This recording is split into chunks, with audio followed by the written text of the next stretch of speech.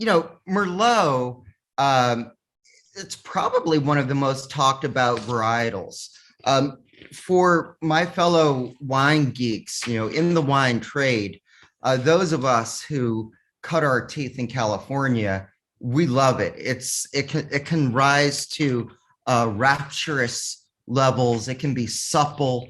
It can be just as complex as Cabernet Sauvignon. And of course, there was that movie that unfairly cast aspersions on the name of this good grape, and maybe fairly in certain cases, because not all Merlot is made the same. And that's probably one of the good takeaways from tonight, that you really do have to grow in the right place, and you have to have it, the right hand guiding it. But to me, it's one of my favorite varietals. However, let me share my screen and just let's see if I can pull this up. So I was doing research today, and let's see if this goes through. Super Bowl. Okay, so that is the famous Paul Giamatti. For those who haven't seen Sideways, of course, he doesn't like Merlot in Sideways, and we can talk about why that was the case. But that's Miles, the character in Sideways. What about Paul Giamatti himself? So I came across this. I didn't watch the Super Bowl. Why couldn't you expect Let's me to see. watch much out? I don't watch a whole lot. Now, so much great stuff on the TV. Yes. Obviously, you're at Billions over on the cherries. Okay, right here. No side. Well, Jerk, I should have lied to him. Why didn't I just lie? well, he wouldn't know. He wouldn't They know. make it all up. He's just They a make wine it all up. expert. Just say, I'm getting hints of leather and dried cherries. A little before that. I was like, dude, I don't know. Okay. Yeah, that's what they call him. The wine expert, the wine guy. Yeah. He come, Yeah. I get the Merlot guy a lot. I went to the Merlot guy. That's what I'm going to call him from now on.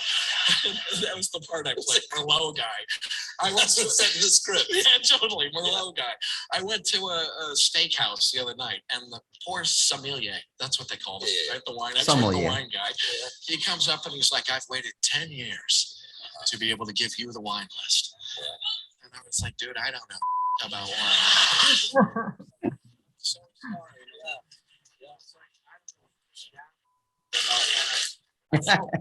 We'll end there, but basically he admits he knows nothing. And so it's amazing how pop culture can guide the popularity of wines, but we'll get into that with our great guests. First, we have Neil Bernardi, and this gentleman is not only the GM of Duckhorn and associated properties, including Costa Brown, and he's been all over the place, Sonoma County, Anderson County, overseeing wines in Washington State. One thing I was really struck by is when he was studying at UC Davis, he studied in the lab of Ann Noble. She, if you're really into wine, you know that she's the inventor of the wine aroma wheel, which every wine geek learns about. So I'm fascinated to learn a little bit more about that. But he's an incredibly talented winemaker and overseer of winemakers. And I was also struck that he was named a top 40 under 40 tastemaker. So Neil, thank you for being here. Mr. Mark, thanks for inviting me. Okay, awesome.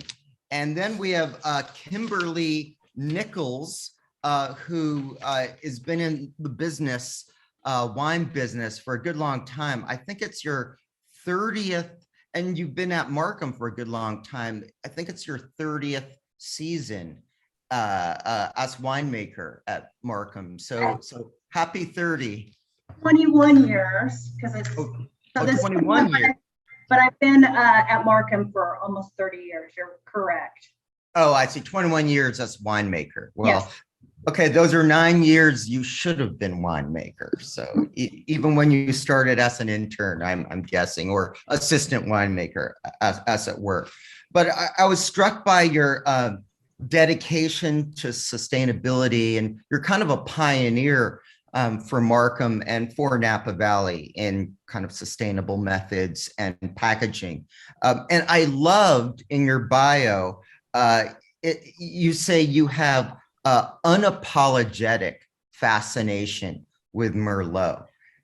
So I love that. And I love it's unapologetic because I tell people I try to reclaim wine for the forces of unapologetic joy. So being unapologetic is really important. Thank you. Yeah. And also I know you're a mentor to many female winemakers. So having started when you did, you're there's still not enough females or women in the wine world. So happy to see that you started good 30 years ago and you're continuing to foster that. So thank you for being here. And then finally, like Neil, we have another UC Davis person, and this is Marisa Taylor of Rutherford Hill, the winemaker at Rutherford Hill. I was struck in your bio that you self-describe as a lab rat, meaning I guess you really get into the chemistry of wine production. And you did when you were studying wine too, studying viticulture. And like Neil also, you have a connection to Italy, where I think you worked for some wineries in Italy, and very impressive background. You were also on, you're kind of high profile. You were on the PBS TV show Vintage Napa Valley. And I know you're also a good mentor to winemakers too. So thank you for being here, Marisa. Thank you. Thank you for having me. All right. Well, let's get into it. Merlot. I think we should just jump right in. And those of you at home, whether you have these bottles, one or all of them, or you have your own Merlot, start drinking and let's compare notes. But I'm going to introduce the first wine, and maybe Neil, you can tell us a little bit more about this. If I hold it still, I think it focuses in on it. Absolutely. So Neil, take it away. For sure. Okay, so the first wine is a 2018 Napa Valley Merlot from Duckhorn, and I have to say, I'm very proud to be representing Duckhorn Vineyards, but the winemaker is a wonderful woman, my colleague of many years, Renee Airy, who loves and specializes in Merlot and Bordeaux varieties. And so I am just here, I'm just representing her and her excellence. And she really, she's an incredible winemaker, and is really, as you know, we've talked for years and years, so proud to be continuing the legacy that our founders, Dan and Margaret, started all the way back in 1978, was our first vintage. And it was interesting, Dan in those days felt passionate about Merlot and focusing on it as a standalone variety. Because of what Merlot just brings to the table, this natural plushness, this kind of cocoa powder and sage and just the pleasure of the palate, these rounded tannins, which can be so expressive in Napa Valley, especially. And you can see it in all three of these wines. I mean, tasting Marisa's and Kimberly's wines, they're absolutely fabulous and represent Merlot so fundamentally. And so Dan, back in the day, decided to create a standalone varietally labeled Merlot, really kind of not knowing whether or not the general population of the United States was really going to understand it as a standalone variety, because it was not as commonly labeled Merlot as it is today. But he knew for a fact that because Merlot just is inherently delicious, inherently tasty and beautiful out of the Napa Valley, that it was going to be a hit. So this wine is really an extension, 45 almost years later, of that tradition in Merlot, and represents up to 70 plots on any given year of different Merlot plantings throughout the Napa Valley, all the way from Carneros, which we find it's much cooler down there. So just quick little lesson on. I'm going to get you a map. Sorry. Yeah, great. Okay.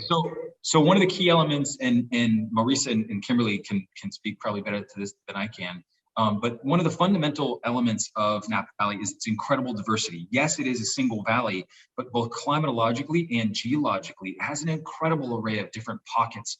Almost half of the soil types in the world are represented at some point in the Napa, whether they're volcanic, alluvial, sedimentary, all kinds of soils. So we have that diversity. On top of that, we have this incredible climate difference between the southernmost part, which is closer to the San Pablo Bay, where all this cool fog comes up, all the way up to, say, Calistoga, where it reaches its kind of peak of warmth. And we have vineyards ranging from the very southern part to the very northern part, and they all express Merlot beautifully, just in very different ways. And I think that that's a really important part about Merlot too, is that in the right growing conditions, it can create, just like Pinot Noir or most other varieties, but it has a beautiful range of expression, which lends itself to growing in very, very different climates. And in Napa Valley, it clearly is its own variety that we need to celebrate, not just a blending partner for more tannic Cabernet Sauvignon. So Neil, early on, or I guess maybe as recent as the 1960s, Merlot in America, wasn't known, which is incredible, but it was, if it was planted, it was mostly like they do in parts of Bordeaux, like the left bank. It was what, to soften the Cabernet Sauvignon a little bit. Yeah, absolutely. I think in those days, so much of what the wine pioneers, across the New World, not just Napa Valley, but in Napa Valley as well, so much of the technique was fundamentally based on the Old World. And in the Old World, you had Cabernet Sauvignon, you had Merlot, and you had a little bit of Petit Verdot, maybe some Malbec, and probably not any Carmenere, but maybe. Maybe you thought it was Merlot, but it was actually Carmenere.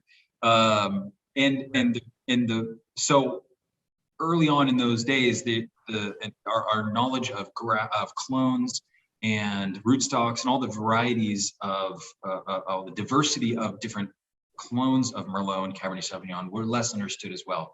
So it was a piece of most people's holdings, or many people's holdings, I should say, but oftentimes was expressed as a blend rather than as a standalone variety. Yes, Gwen, the tannins are very soft. I see Judy commenting on that. Do we want to talk a little bit about the nature, like what you get specifically from this wine? And Marisa, Kimberly, feel free to chime in what you think. Well, a couple of technical stuff. I don't want to get too boring with that stuff, but it's 40% new oak. And it's been aged in barrel for about 15 months as separate lots. And different winemakers have different feelings about whether or not they want to marry the wines together and let them age together, or to make them and age them separately and then blend them at the very end of the process. Renee likes to do the latter. She likes to keep everything separate as much as possible. But that being said, our Washington State winemaker, Brian, making Merlot and Cabernet from up there, loves to blend the stuff together as early as possible so that it marries together. So, I don't know if there's a winning strategy there. It's just kind of what works for everybody. But for this one, I think it's just classic, and it's just a classic. So 2018 was a productive year, I think, and I'd love to hear Kimberly and Marisa's perspective on this. But we saw pretty big yields, and Merlot is one of those varieties that can yield pretty big clusters and pretty big healthy yields per acre. And 2018 was a perfect example of a vintage where it isn't always the case that less fruit per vine makes higher quality, because it's all about vine balance. We found that we had more fruit on the vine, but because the vine had to work a little bit harder to ripen that fruit, it was able to stay on the vine longer and really develop beautiful flavors and textures and all these things. So it was both productive and incredibly high quality. And I think it's pretty classic. It really represents, because of how many blocks we're working with across all of Napa Valley, it really is. It's kind of it represents a pretty broad sense of what Napa Valley did in 2018. and expresses hopefully the Merlot variety really well. Cocoa, I always go back to sage. I'm a lover of pyrazines, not like bell pepper pyrazines, but like green stuff. I love green stuff. Right. In Bordeaux varieties. So yeah, a little bit of sage, a little toasty kind of vanilla oak, and just that rich, voluptuous mid palate, which just goes on for days. I think that all three of the wines, as I'm going through them, have, because they're all the same vintage, they're all 2018. And so I would agree. I mean, I think ourselves, and I'm showing a single vineyard wine myself, but we had to do a lot of work in the vineyard in 2018 to kind of really balance the vine and the health out in the vineyard. And I get just a really lovely floral highlight that kind of goes through all of the wines fairly similarly. If you had to name the flower, I know that's maybe getting too specific, but Violet, I mean, it's definitely like a purple, violet-y sort of characteristic. I totally get that. Yeah. And we had such nice, it was a nice growing season too, right? We had such nice, even ripening weather, and we were able to lead, to your point, we had this nice crop. We were able to find balance in the vines, but then let it hang a little longer to get to the perfect ripeness, the perfect phenolic development. So yeah, I would echo what you both said. Really lovely. And Merlot, I mean, for me, because I'm similar to, and we're all pioneers here in the Merlot industry. I mean, Marisa's been making Merlot the longest, I think, at Rutherford Hill. And I think Duckhorn and Markham started the same year as making Merlot. But for me, I always think of Merlot as a grape cluster. It looks kind of like a football player. I mean, it's got a big primary cluster, and then it's got, one or two shoulder pads sitting up on top. So it does take a lot of, I think, more additional effort by the winemaker and the viticulturist to really fine tune Merlot, which is why, there might have been Merlots out on the market at one time that, people didn't like, because those people had no business growing Merlot where they were growing it. And obviously Napa is a great place for Merlot.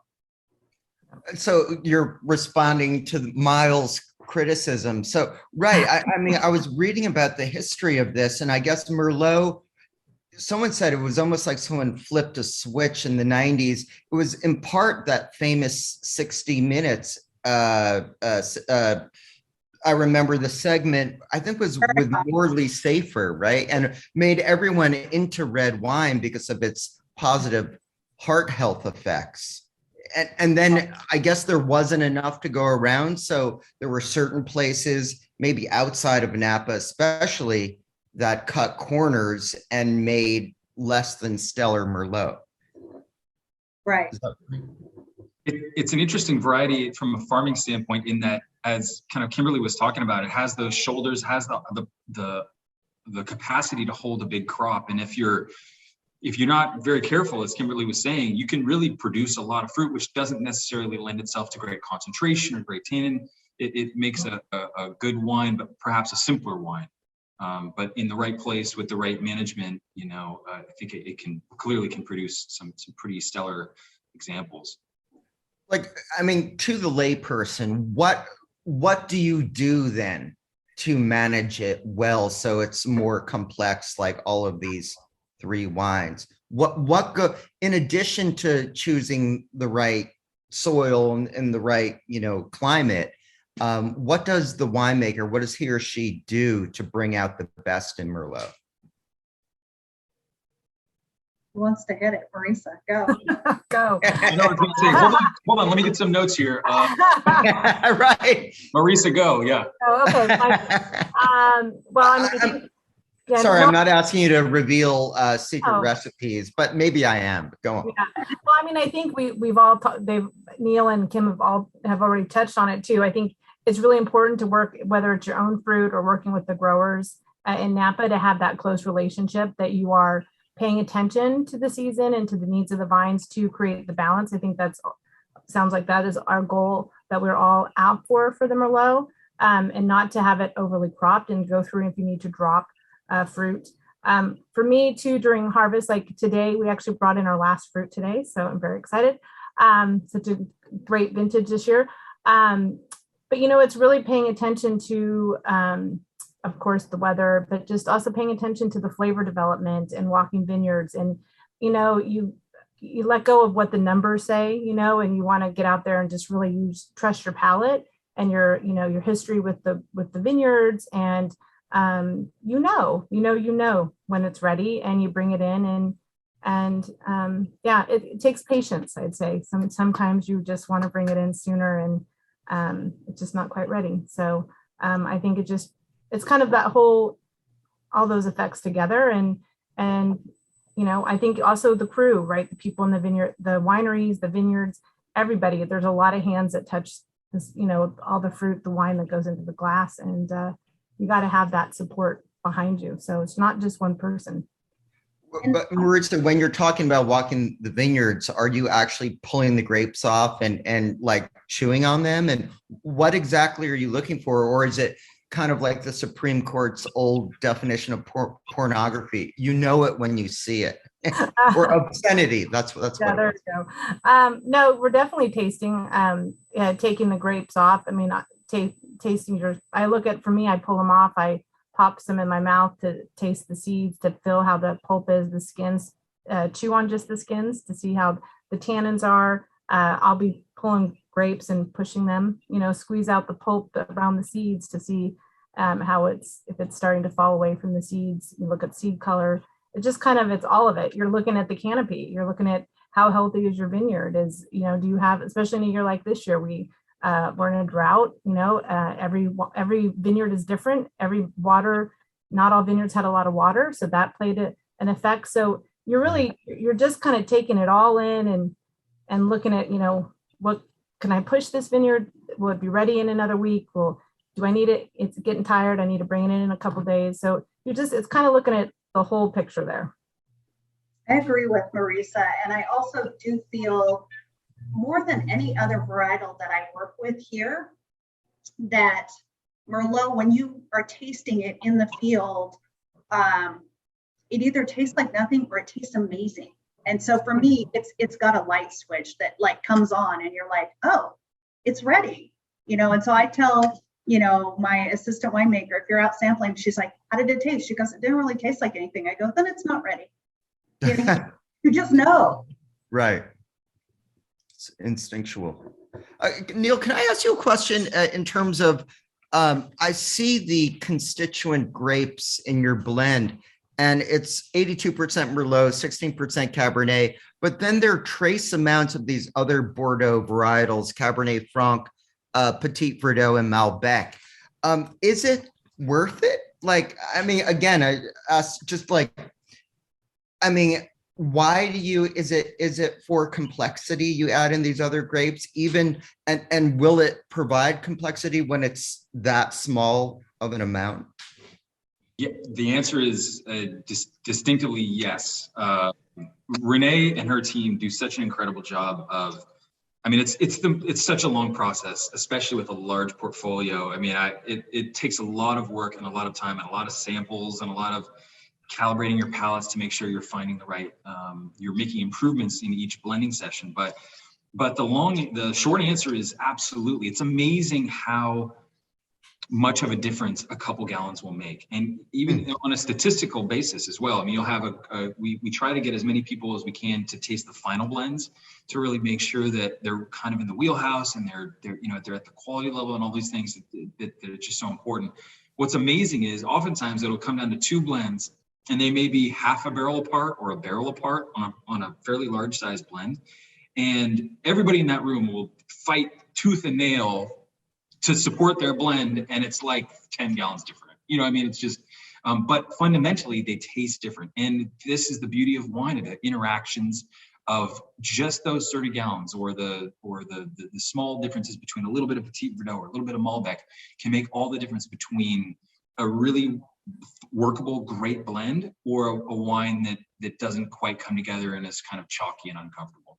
So it's amazing. It's amazing. I'd love to hear Marisa and Kim's perspective on that, because we feel like it makes a big difference, and even though it seems like not worth the effort, every time we come back to it, we're like, okay, yeah, that made a better wine. Wow.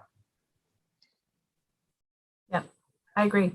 I think, the art of blending, I think what you mentioned with Renee keeps the lot separate. That's one aspect of it, right? But then you have the aspect of how much of other varietals do you want to blend in, and what's reflective of, again, we get back to the vintage, and, certain years you might like a little more Cab Franc, and other years you might like a little more Malbec, So I think it's about, for me, filling in all those to make it seamless, right? And to pull it all together. So I do agree. It's amazing how little you think, oh, what's another half barrel, or, hey, I have an extra barrel of this. Do I want to put it in or do I not? It does definitely that synergy of all those varietals, and, all the different Merlot lots, and then the different, oak that they've all been, right? All those synergies, and then they come together and they coat your palate in a different way. So. Gary Woodruff asks a question: how does altitude affect Merlot compared to Cabernet? I am more familiar with mountain cabs versus Merlot. Anyone want to take that? Altitude. I think the biggest thing with hillsides is, for me anyway, it's the berry size. And so Merlot tends to, much like it has a big cluster, it can also tend to have a larger berry size. And when you're on the mountains, Gary, you're going to have a much smaller berry size, and that smaller berry size is going to really intensify the fruit flavor that is coming out of the wines that you're making. You're going to have deeper color, probably going to have more tannin. And so again, that's that balance of that Marisa was talking about. How do you balance, what you might blend in? Because if you have a drought year like we have this year, and you have mountain fruit, and you have low yields, then you're going to definitely, have a very, it might not be as plush and, sexy as Merlot can be. It might be a little bit hard like Cabernet. And I will also say that one of the things that Miles in Sideways, talked about was, they talk about Merlot and the greenness. So I'm happy that Neil is saying that, like, it has sage characteristics, because Merlot is inherently does have green tea, it has sage, it has all of these things. And that's something all Merlot producers, we have to fight against, because we have to convince people that Merlot is a noble grape, and it totally is. Great to know. I love a little bit of that herbal quality in a medium or medium to full-bodied red wine like this. There's another question. I think we kind of answered it, but Doug Downward asked, do you measure the sugar levels of the grapes on the vine to help you reach that it's ready moment? So I imagine there's science going on, the Brix levels and all that. I think it was Marisa talking about walking through the fields, but you're not just doing it by instinct. You're also taking it back to the lab, I imagine. Yeah, we do also pull samples as well, and we track it that way. But for me personally, when it gets to a certain point, you're really just looking, as Kim said, that switch to turn on for the flavor development, and for it to be, that moment, that picking moment. But yeah, we do track all that as well, and also once it comes into the winery in the tanks. Excellent. Before we leave Duckhorn, I just want to say I love Duckhorn's Sauvignon Blanc too. It's quite ubiquitous on the East Coast, thankfully. And so I see it in restaurants and I snipe it off like, a sniper. It's especially with like stone crab or any kind of crab or lobster. It's almost like non-sweet liquefied key lime pie. This just has this wonderful non-sweet but generous aspect to it, and not too aggressive. So thank you for providing the world with great Sauvignon Blanc too. Thank you, Mark. I appreciate that. So let's move on to the Markham and Kimberly. I'll let you kind of introduce this and take it away. Okay, so with the Merlot that we're showing today, as we really created a new portfolio of wines. So we have, our Napa tier, which you will see out in the greater marketplace, but we have a tiering that we've gotten. And so that's where I make this Yountville district Merlot from. We actually own a large parcel in Yountville. It's 100 acres, and we grow a lot of different Bordeaux varietals on it. But Merlot is really, it's my favorite. And so if you look at that Yountville map right there, kind of where the white part hits Yountville is where our ranch is at, up against the flanks of Mount Veeder. And so I always think of our Yountville Merlots as really having a lot of kind of cherry, again, like Neil said, cocoa powder. And, this one, I definitely think it's got, that floral, it's almost floral, soapy sort of characteristic to it, which I quite like. Some of that is coming from the oak itself that we use. But really, it definitely is kind of like a foot in Yountville, but we've got a lot of alluvial bands below the soil there in Yountville. And so for those of people that don't know what that is, it's kind of like a dry creek bed. It kind of looks like my hand below ground. And so it really allows the water to flow through. And so I get very tiny berries in Yountville as on our parcel. And I just love that I can get kind of that dense, like dark cherry fruit, and almost cherry pie characteristic. This wine is so beautiful, Kimberly, and I love how you signed the bottle. Everyone. That's amazing. Yeah. But Like we currency, but go on. Like the dollar bills get signed by the head of Treasury. Candace is tired. But definitely in Yountville, that parcel has been sustainably farmed since 2010. So, we're on 2021 now, so 11 years there and almost 10 years here at the winery as far as all of that goes. And we're just trying to do better in the land. Like, Bruce Markham, when he first started the brand in 78, he definitely didn't really he used sulfur, which is completely sustainable, but it's always been about having great land and growing great grapes. And like Neil said, there's so many different types of soil. Even on our own 100-acre parcel, I think we have 3 or 4 different types of soil. And so while this is a single vineyard wine, it's not from a single block. So I'm selecting some of, barrel selections that come from, more of the soil that's up on the flanks there. So it's a little bit white and chalky. And so I get that texture from that, and being able to then be on the part of the block that kind of, I call it the hill. And that tends to intensify and get almost a jammy fruit characteristic, which I love. And so I think that shows that boysenberry fruit quite readily. And it's just generous and creamy and rich. And Merlot is a food wine.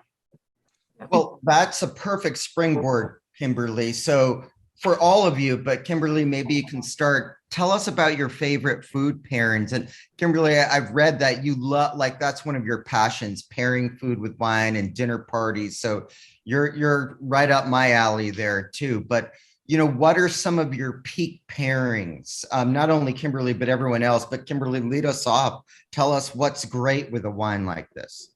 Well, where do I start? My most unusual food pairing, I was in New Orleans and they had blackened lobster with my Merlot. And I was like, that's not going to work. But it was lobster. So of course it worked. Exactly. This time of the year, I think what I'm really craving is a lot of slow cooked, pot roast, because you can throw some red wine. If you have leftover, doesn't ever seem to be left over at my house. But in any case, you could throw that in there when you're cooking, and just that slow braised, unctuousness of the meat and how it pairs so perfectly with Merlot, to me, I think it's the perfect pairing for me. Anyone else on peak pairings? Well, I mean, I think what I agree with Kim, this time of year, it's the weather has changed, right? The fall. I like to make stews and it's like hearty soups, both, with meat and without meat. And I think that Merlot is just one of those wines that I think it pairs with so many different things. I think it's a perfect restaurant wine too. You could have a bottle with a group of folks at the table and ordering different things, and it pairs perfectly with pretty much anything you bring out. But for me right now, that's kind of where I'm starting to go seasonally, is just wanting some stews kind of with my Merlot. Yum. I am starving listening to both. That sounds amazing. I totally agree with all that. I recently was gifted a sous vide and was messing around with it the other day and did like a tri-tip that was like 24 hours and drank it with Merlot. It was, I don't know how the food tasted, but the wine was great. That's awesome. But like, hearty foods, hearty, kind of rich, savory, meaty things to set off the kind of the fruit and balance the tannin with some of that kind of fatty richness of the stew or the meat would be amazing. Leftover wine, what's that? Someone mentioned it. Someone else, carne asada, that's amazing. And someone else said Mexican food, and that's one of my favorite things. And I'm no expert on the Mexican food in Napa Valley, but I've heard that winemakers and people in the biz really know the best. And it doesn't have to be fancy or even, it can totally be a dive. But let me just throw it out there. Do you guys have favorite Mexican restaurants in Napa? Because we're all going to be going back to Napa soon. Yes. Well, Tell close us. to the winery, close for us to do Mexican food runs. We have La Luna in Rutherford, and there's also Azteca Market that we love. Those are kind of our go-to. Would you agree that Mexican food and Merlot is a good pairing? Like maybe some enchiladas, some cheesy, creamy enchiladas. Yeah, or just getting some tacos after work and having some Merlot. I think burgers are great. Burgers go great with Merlot as well. So again, you get that fatty, the fatty texture and just, simple, And maybe the bit of tannin that's in some Merlot would go well with those proteins and the fat, as you said. Yeah. Yeah, I mean, some La Lengua tacos would be amazing, but also duck is great. Duck is great. And I am a big fan of Gran Electrica down in Napa because I'm into schools and I love their wallpaper because I have a Napa Valley map with all different kind of skulls of the different things. So it's super cool, and their margaritas don't suck either. So that's awesome. My Mexican hot tip is Puerto Vallarta Market has up in Calistoga has a great cooking area in back, and they do all kinds of awesome stuff. I highly recommend their chili verde burritos with delicious huge chunks of pork and delicious yummy sauce. yeah.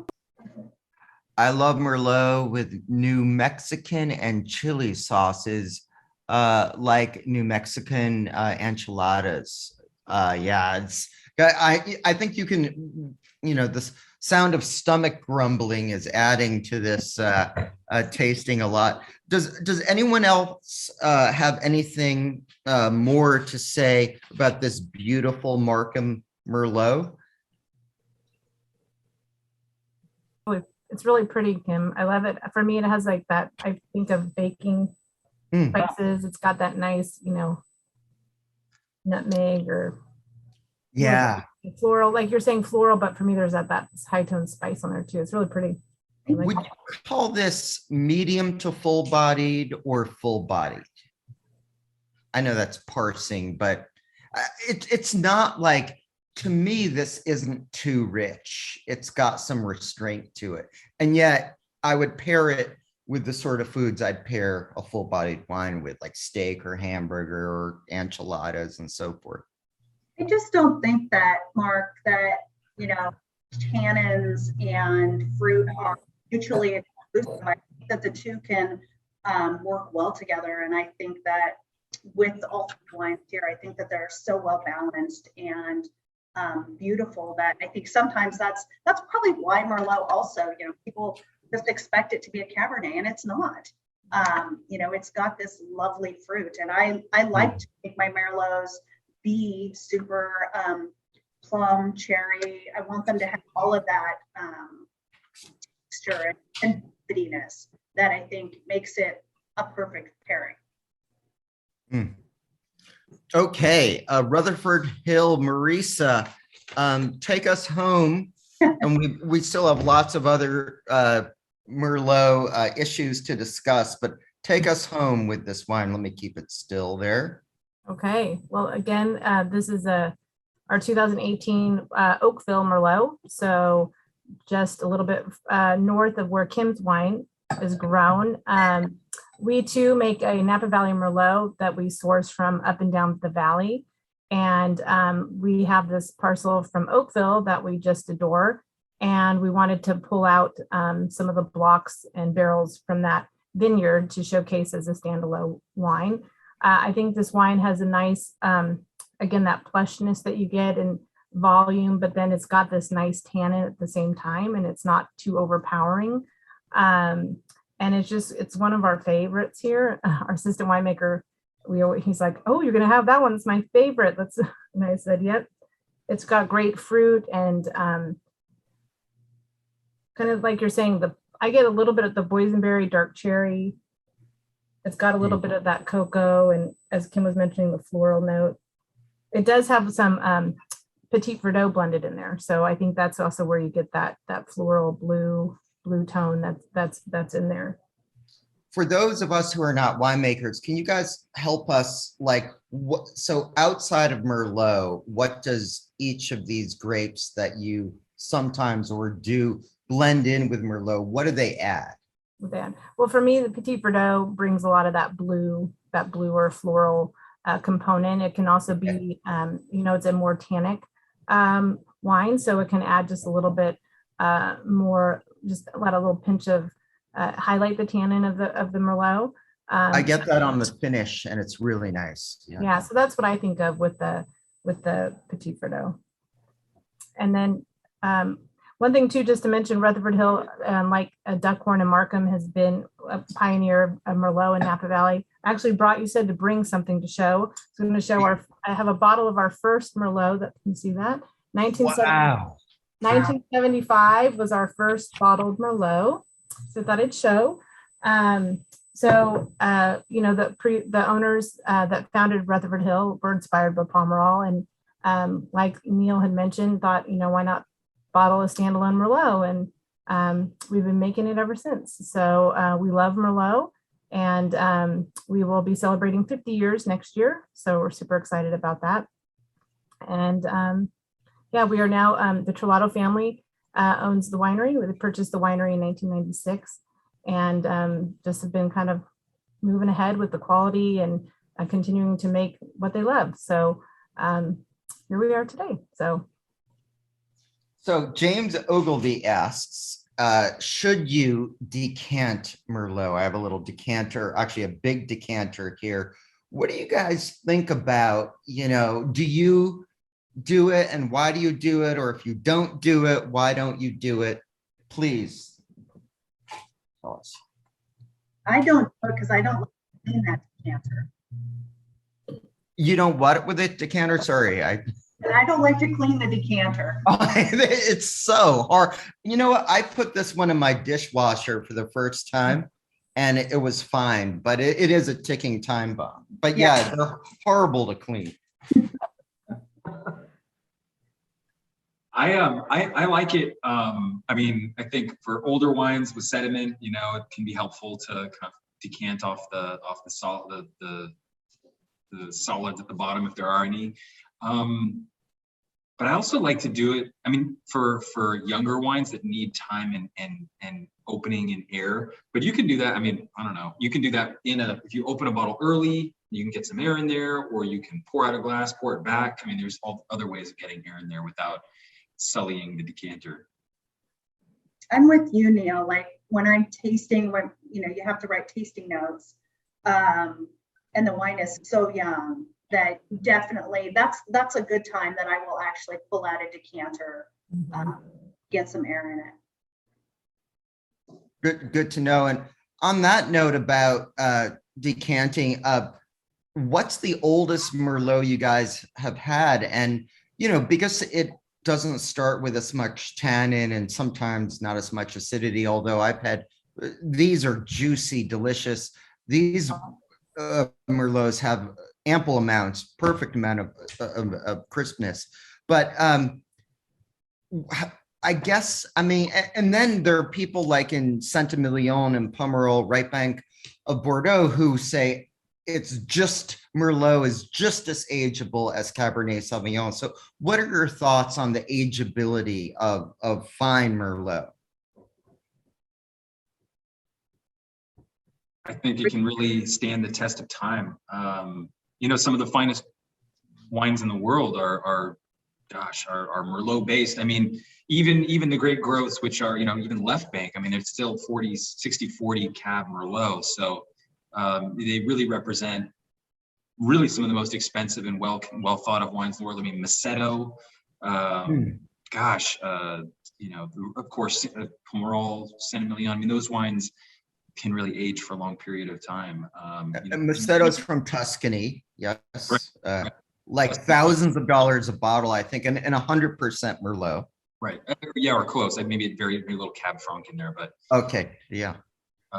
But yeah, I think that, depending on the place and time, certainly it's more plush and the tannins are going to be ready to drink earlier for certain. So maybe if on average, and this is probably debatable, on average, perhaps a little bit less capacity to age because the tannins aren't as stern and tight in the most generic of senses. But I think one could argue that's balanced by the fact that they're probably, in all probability, drinkable and more delicious earlier. And the reality is that 98 or what, some very high percentage of wines sold in the United States are consumed 24 hours of being sold. So maybe that's the more important factor, really. Yeah, and we started making we are calling here a right bank Merlot blend. And what I find interesting about making blends in general is that they too tend to allow those different varietals to show at different points in the life of the wine. So our top tier wine, which we call the Character, is Merlot based, but it's maybe, depending on the vintage, 65 to 68% Merlot, but blended with Cab, blended with Franc, which again has like kind of interesting tobacco and violet characteristics, very similar to Merlot actually. And then Petit Verdot, which again, violet and orange peel. And then as well with the Malbec, which I think you get all of that jammy boysenberry the mid palate is so jammy with Malbec. It's really fun to have this blend. And as it ages, I think, sometimes you might taste more of that Merlot and then other times the Cabernet, because wine is the living thing. And so you're definitely tasting different things as the wine ages. And so for me, it's super fun to see all of that. So I'm going to ask you the power round questions, but they might not adequately. There are a lot of people watching who are like, okay, how do I become what they're doing? How do I become a winemaker or, oversee winemakers? I know more than one of you have been general managers or are general managers, but it's kind of a dream job. And I read, Neil, in your case, you were at UC Davis studying Italy or Italian, and then I guess the proximity to the viticultural studies inspired you. But tell us, all three of you, just tell us kind of, quickly how you got into it. And, I don't think most of us at 10 know we want to be winemakers. So when did the lightning strike? Gosh, Well, I just got lucky. My sister had gone to UC Davis, and I didn't really know what I wanted to study, and so, but I was there because my sister went there, and that seemed to be, what the thing to do. And I was walking through Wixon Hall, which Marisa probably remembers fondly, maybe. And this basically completely random guy puts his head out the door and says, "Hey kid, you ever thought about viticulture and enology?" And then and then he told me about it, and I didn't know what he meant because I didn't understand what those words were. And then that was it. I think I heard booze and travel, and I was 18, I wasn't sure what was going on. And it turned out to be this amazing course of study, between biology and geology and business and languages and management and all the and good food and good times in our history. It just felt like such a well-rounded course of study. It was for me. So I just pure luck for me. Pure luck. Who else? I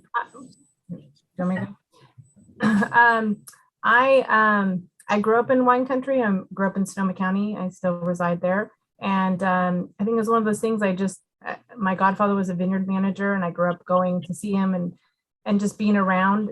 I knew he was gone all the time during harvest. We just didn't see him for a while. And I actually was at Davis studying chemistry, and I have a bachelor's in chemistry. And then I was in Wixon Hall working in a lab, and was approached about maybe going to grad school, and applied and got in. And like Neil, I loved the idea of traveling, and everywhere where they grow wine. It's it's a beautiful country and great people. And so I just love the diversity too of the department and all the folks a lot of international friends. And for me, it's about, I love that it's ag and it's cyclical, and you're giving back, like Kim was talking about, the sustainability, and you're just, you're growing a new crop every year, and you're making the best product you can out of it. And it's a lot of love and hard work goes into it. And yeah, that's how I got into it.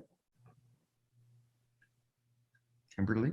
It's kind of the same as Marisa. I was biology major, and thinking I was going to go on to medical school, and then just really thought I don't want to go to school anymore. And I started looking around. My husband actually, well, not at the time, but grew up in the Russian River area. And so he said, "Why don't you apply to a winery? That seems fun." And I did. I stumbled into a winery that you might not have ever heard of before. It's called Stag's Wine Cellars. And so I had a dream job immediately, working in the laboratory there. And so for me, kind of the rest is history, because, how can you stop once you're at that place and having those experiences? And people in the wine industry are so amazing. I mean, Marisa and I are really good friends, and we've traveled together, and we cook together, and we have so much fun together. So yeah, you just got to find a wine friend. And That's awesome. We have a question from Suzanne. Mark, you mentioned emerging trends as a discussion topic. Do the winemakers try to produce a consistent taste profile for their customers, or are they affected by taste trends? Very interesting question.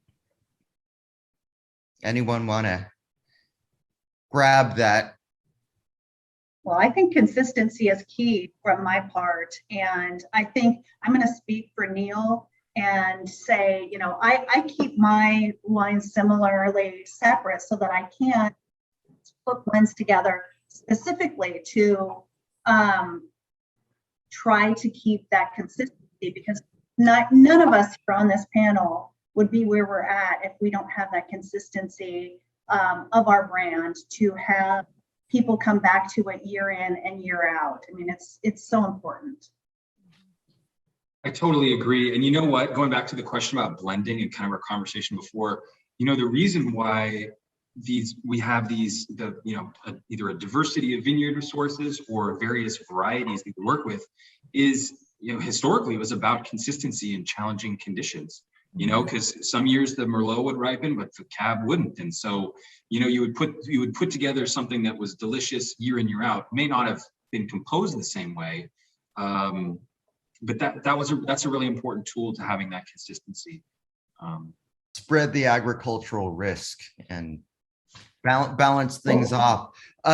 So many great questions. Don Stone from Oklahoma. I find that less expensive Merlots are boring, but Merlots that come from vintners like your three, such a diplomat, are intriguing and appealing. What's the price point for the three Merlots that you're drinking? Don in Oklahoma. So just let us know what the price of each of these wines are. Retail price, I guess. 58, I believe. Yeah. 55. Yeah, I think ours is about 60. So yeah, I think it's a good question. And you know, one thing about Napa Valley that's interesting from an economic standpoint is that with the rise of Cabernet Sauvignon over the last, what do you think, 15 years, 20 years even, the economics for Merlot have gotten more challenging because the prices for Cabernet Sauvignon are quite high. And so it really takes dedicated producers like Markham and Rutherford Hill and Duckhorn and many others focusing on promoting Merlot to keep Merlot planted in the ground. And it's a funny thing about Napa Valley is that the popularity of Cabernet Sauvignon has gotten that it's sometimes there's less incentive for growers to keep Merlot in the ground if they can get a higher rate for Cabernet Sauvignon. So support your local Merlot grower because it helps maintain this diversity within Napa Valley and also the beautiful Merlot wines that we all know and love. I love that. And I tell people that the people, unlike the 90s, when you had great Merlot producers and then others just jumping on the bandwagon, the people who are doing it now are there for the love of it and really care about quality. So it kind of clears out. It's like when everyone's an entrepreneur, but then, when bad times happen, just the truly dedicated are left, the tide takes out everyone else. So we're not, these, especially at your price point, these are the artworks of Merlot, so to speak. These are the real beautifully crafted ones. Let's jump into the power round. Okay, so I'm going to ask the question, and why don't we go in the order of the wine? So we'll go Neil, Kimberly, and Marisa. And okay, what is a bottle or the bottle that hooked you on wine, that really got you into it?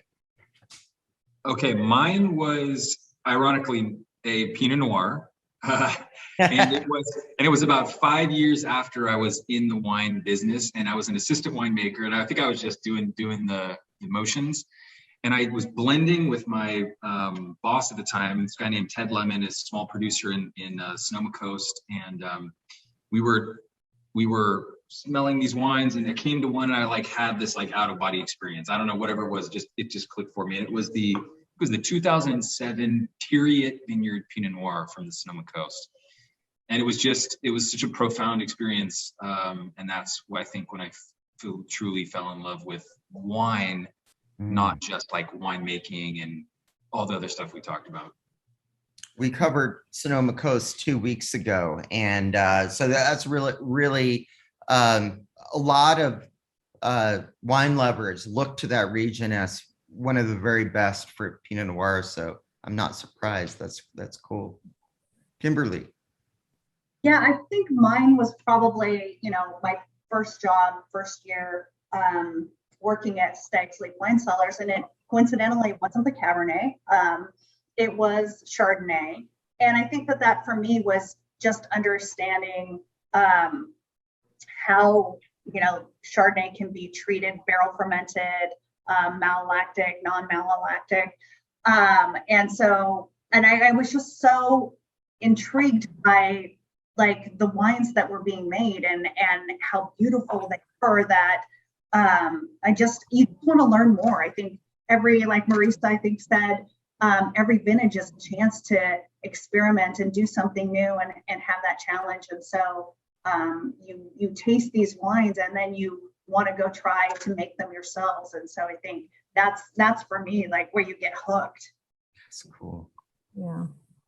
Well, I'm in the same camp as both of them, actually. I would say my first job was in a sparkling house. And so for me, both Pinot and Chard, I have a love for both. And it's true when you taste, you taste that the differences in the vineyards and the terroir. And for me, the Pinot, it was just very mesmerizing, how different they could be and how supple and how just amazing, just it goes to wanting more to just go and try and find another vineyard or to go out and explore. So, and then for me too, with the Chardonnay, I think, when you're in the business early, just learning different ways of vinifying the grapes and the sparkling and then making it, picking it later and how different the fruit, presents itself in the wines and the finished product. So I guess it's not one wine, it's just kind of a class of wines. Yeah. I love it. Okay, second question. And by the way, you all have been very descriptive and imaginative in a great way describing Merlot. I love the cocoa. I might say chocolate, but there's something about cocoa that just sounds better. And someone might have said rhubarb, and I love the violets. But okay, what is one of the most unusual aromas you've smelled in a good Merlot? Tell us. I'm going to stick with sage. It's not quite unusual, but it's hard to achieve. That's the thing I think about sage, because it's you can find bell pepper and jalapeno, and that's like, green that you may not love, but like to find like noble pyrazines like sage or like yarrow flower or like kind of some of those herbal floral characteristics, that I feel like is really unique and special. Define pyrazines for those of us. Sommeliers love talking about it, but that's a technical term for a class of molecules which most people would describe as green, but are kind of it's like bell pepper and jalapeno, but there's different shades of it. It's an interesting, in different quantities and different kind of subtypes. They can have really different shades, which add, nuance and character to the wine. Sir, absolutely. Brother Julia Black just mentioned she jumped in with her Epiphany wines. Sutter Home White Zinfandel in the 80s. For me, it was Calvin Wine Coolers, raspberry. And then she said Domaine Loire, Bourgogne, Chardonnay in the 90s, and then Domaine de la Romani Conti in the 2000s. Julia, we're coming over to your place tonight. Let's all enjoy that, because I can't afford DRC, but I love friends who can. Okay, sorry, Kimberly, unusual smells. Unusual positive smells. Yeah, positive. Well, I get like cherry vanilla lifesaver, which I think is like such a kid. But also I think you get like mint or mint tea sometimes, and I look at that as a positive for sure. Cool. Marisa. I've gotten for me, well, I describe it as like anise, but like really like fennel, kind of in that same camp, fennel anise kind of aroma. Is that in the pyrazines, or no? Is that in that general? Given our wine aroma wheel disciple or analyst, would that be in the pyrazines or no? Or Marisa, you probably know too. It's probably in that camp. Is my guess. Okay. Good to know. Okay, what is one of your favorite $20 or under wines?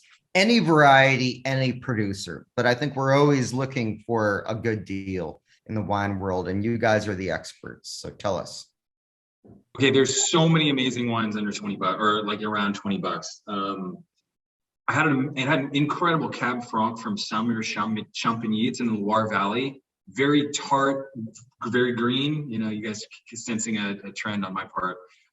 Has a really interesting peppery characteristic, and oftentimes they're just bright and lively and kind of fun. No new oak, just delicious, kind of drinkable light red wine, medium light red wines. Yum.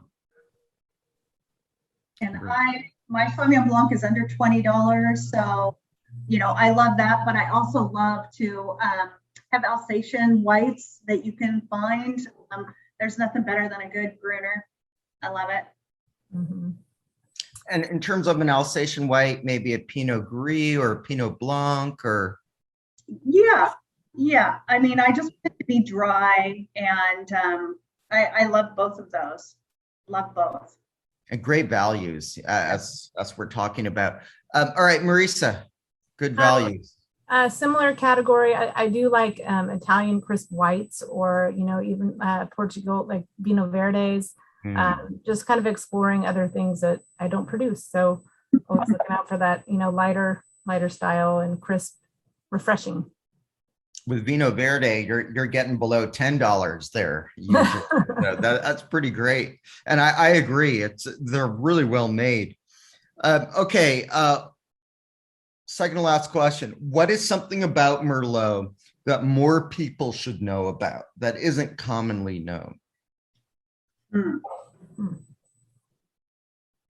Hard question, but I think maybe the irony of the Sideways movie was that the Epiphany wine, Miles's Epiphany wine at the end, was a Merlot, so, or at least partially Merlot. So the Cheval Blanc you're talking about, yes. Right. So the sweetest irony of that movie that was kind of like the hidden gem was that all that time he was railing against Merlot, he actually loved Merlot. Exactly. We wine geeks, we saw that irony in there. That's amazing. Kimberly. I don't know that I have an answer to that question. You might have stumped me. It's a hard question.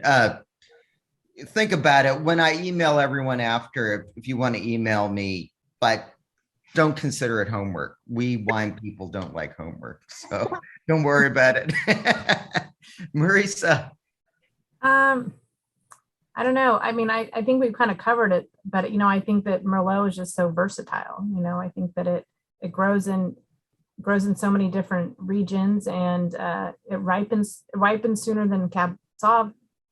So, you know, it's a great Italy, France, obviously Napa. Here's a good question. Is there any region you've had Merlot from, or sub-region or little area, that you don't think is great for Merlot, but people make it there? So I'm not asking you to name wineries, but I don't know, somewhere in California, obviously Washington State does it very well, but are there, you know, when you see Merlot from a certain sub-region, do you sometimes go, uh-oh, it's guilty until proven innocent? I think if it's hot, you have to, it doesn't like a lot of heat. So, you know, you can have lackluster color if it's grown in too hot of a region. Yeah. And you're not, you know, your canopy. Good to know. There's quite a bit of Merlot planted in the Veneto region of Italy, and a lot of times it's blended with either Sangiovese or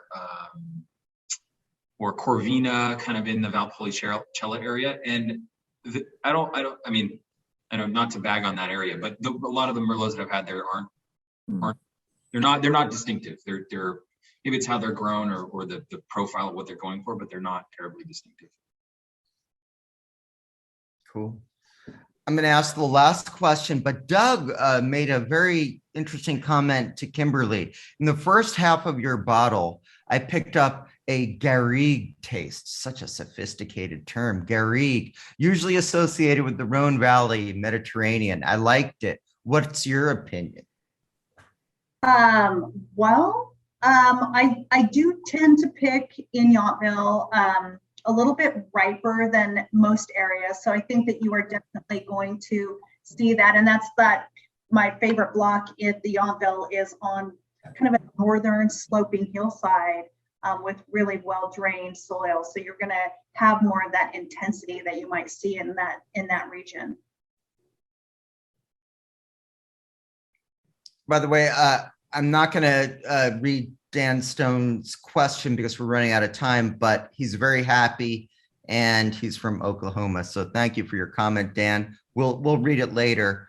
Judia asks, what do you think about Chilean Merlot? And I'll just comment, I've had good La Postel Chilean Merlot, but let me ask you guys, good or bad? Or okay? I haven't had that many, to be honest, but its close cousin Carmenere obviously does very well in certain cases in Chile. So I would love to try more. Yeah, me too. I've had great Chilean Merlot and great Merlot from South Africa as well in the Stellenbosch area. Grows really well down there, and they grow a lot of it down there. Mhm. Yep. To try more of that. And let's see, several Bordeaux producers have worked in South America. Yes. Okay, final question. One desert island wine. Which of your winery's wines, any vintage, any variation, vineyard, would you have on your desert island if you had to pick one? And going first is tough. Okay, I would go with the 2012 Howell Mountain red wine from Duckhorn Vineyards. I love Howell Mountain. And Kimberly said it so perfectly before. You just get that concentration and the density and the tannin.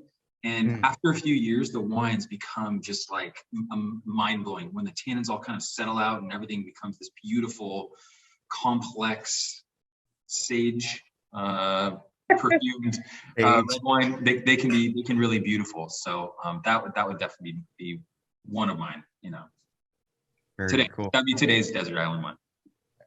Today's, I love it. Thanks. Yeah. And for me, desert island wine has to be, our Bordeaux blend that we're making. So it has all 5 Bordeaux varietals in it. It's called the Character. But I'm assuming on this desert island, I have proper refrigeration and storage. Yeah. I mean, do I have all of these things? Because otherwise I want white wine that I just can put a straw in. And hey, if Gilligan's Island had it, you can have it. They had all sorts of improbable situations going on there. So you can have it on yours too. Excellent. Not to sound like a snob, but. Right.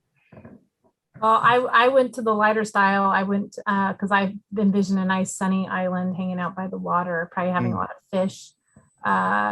I would probably have our rosé of Merlot because it's, showcases Merlot in another way, little pinker style. And it's got such nice fruit and the acidity. And I think it would be a great thing to have on my desert island, hanging out at the beach, fishing. That's what I would do. Is that available year round, Marisa? Yes. Yep, we sell it here at the winery. Mm-hmm. Great, because I'm a huge fan of rosé in the winter, and rosé of Merlot just sounds like the perfect thing for winter. So we're going to track that down. Well, I don't want to keep any of you longer, but I want to thank all of you, Neil, Kimberly, and Marisa. This was incredibly interesting, and I'm sure I'm going to follow up with everybody, but the messages have been overwhelmingly positive, and I think we've learned a lot, and it's just great to be reminded of the sensual pleasures of Merlot and the sensual pleasures of Napa Valley. For those of us not there, whether it's Oklahoma or New York or Florida, you name it, thank you for bringing a great part of Napa Valley to us. Thank you for having us. It's a pleasure. Thanks, everybody. Okay, thanks very much. Cheers. Cheers. Bye.